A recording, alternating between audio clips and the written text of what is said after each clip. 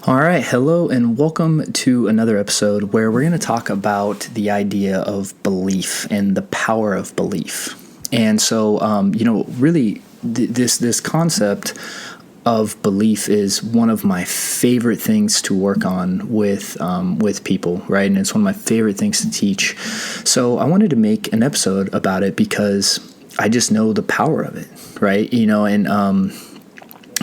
When we talk about belief, what we're really talking about is the idea of underlying stories that we consistently tell ourselves that we never challenge, right? That's what a belief is, right? There's a difference between a truism or like a law and a belief, right? So the law of gravity, let's say, right? Like, I'm not going to, like, we all universally understand that to be true, right? And it applies to everyone. That's what makes it a law, right? Whereas a belief is something that a story that we tell ourselves that doesn't always apply to everyone. And that's why it's a belief, right? Is because it's something that we tell ourselves that's not applicable to everyone always. So, an example, right, obviously is the idea of, let's say, the belief in Santa Claus, right? Well, at one point in your life, maybe you believe in Santa Claus, and another point you don't, right? And so what changed? Was it the fact that, Santa was really real or not? It was just the idea of the story that you had about that in your mind, right? And these stories are these unconscious, stories that we tell ourselves again and again and again and again. And what's interesting is that what we see doesn't shape our belief. Our belief shapes what we see, if we really think about it, right?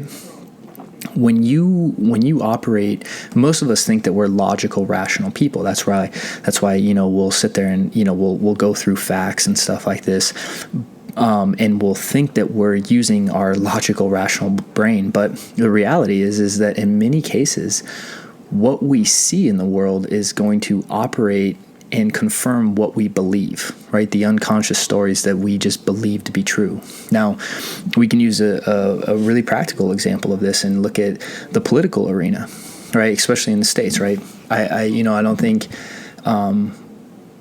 there's ever been a time where our country's been more divided, short of the actual Civil War. But we have these extreme divisions, right? And most people will, if you ever get into any kind of political conversation with people, will tell you that they have an open mind, right? And that they'll listen to you and, they'll revert back. But for whatever reason, those conversations seems to escalate, especially if you have very emotional people in it. And the reality is that most people enter those conversations with there's not a chance in their mind they're going to change their mind. What they're operating to do is to change yours, because the unconscious belief underneath that is that I'm right. Whatever you believe about whatever topic, I'm right. And the other person's wrong, and it's my job to convince them that they're wrong and that they need to believe how I believe.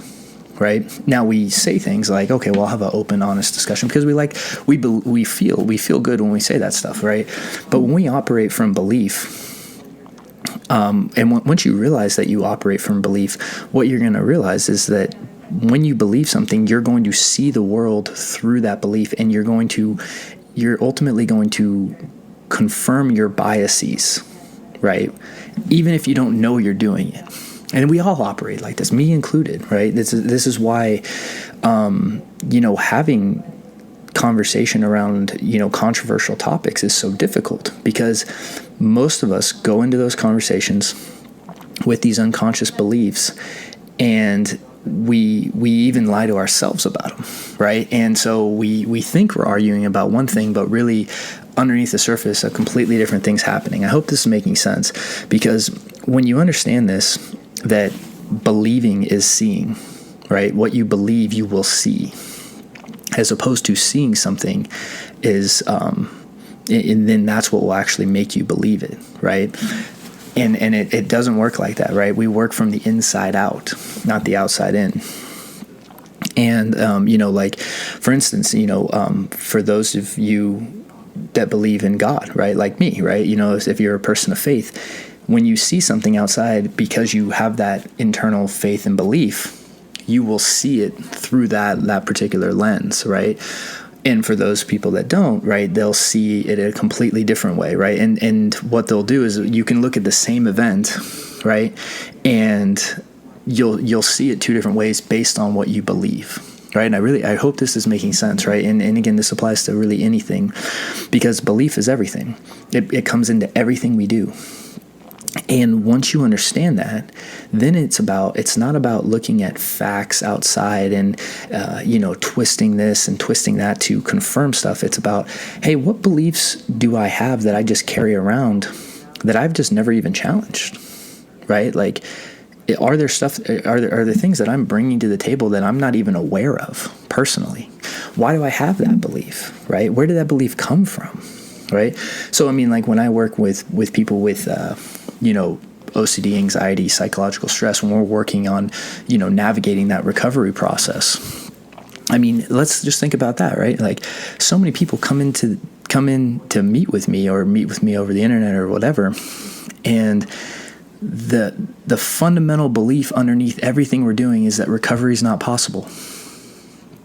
Now, think about what that would do to someone's recovery. If you believe recovery is not possible, no matter what tool you're given or evidence of someone recovering, you'll always have a story that in your mind that's going to align with your belief. And then ultimately it's going to drive your behavior, right?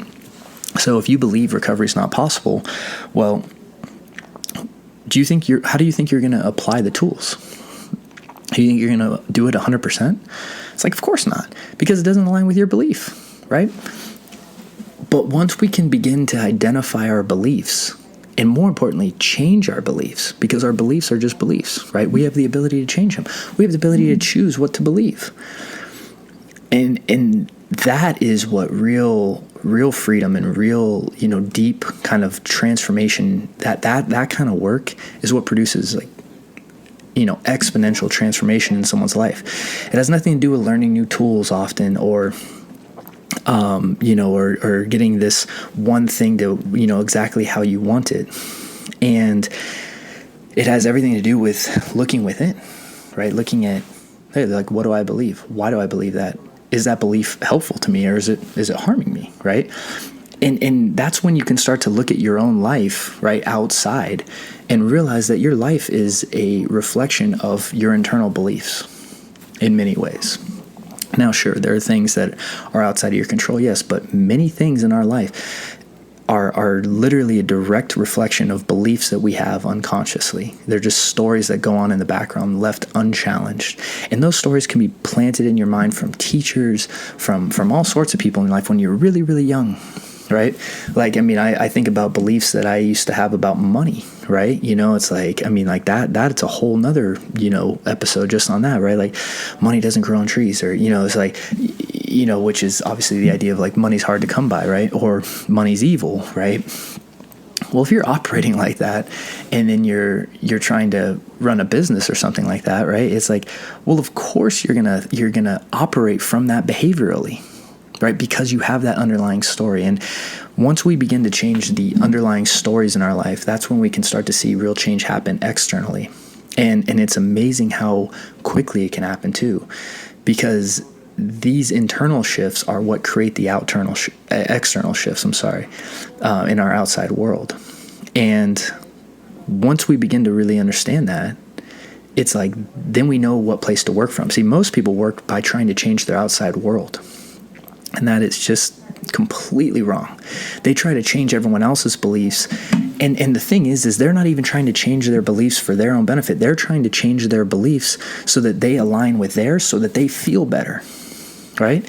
Think about it. If someone has a different political belief why do you need to change their opinion? Like, think about it, really. Why do you need to make them like you?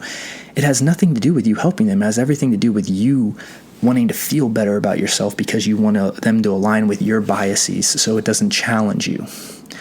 But the reality is meeting with people that hold contrary beliefs and ideas to you is one of the best things you can do, because it allows you to it shines lights on your own belief systems. And if you're operating in a belief system that's unhealthy and unhelpful for you, it's like, what a better gift than for someone to show you that. I mean, like, at least that's how I've begun to look at it. It's like, when you just align with people that only think like you, all that does is it just keeps you safe in your little box. It keeps you safe from growing, right? Whereas once we learn to not only listen to, but coexist with different ideas, that is where real transformation comes from internally.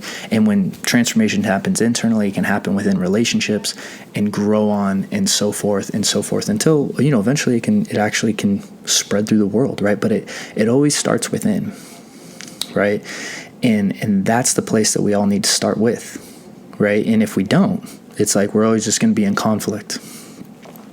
So, just as a take-home point, maybe this is something that you can start to look at how in your life, right? And, again, when it comes to looking at things like anxiety and OCD and psychological stress, like within your life, looking at the belief structures underneath that is going to be some of the most powerful work you can do.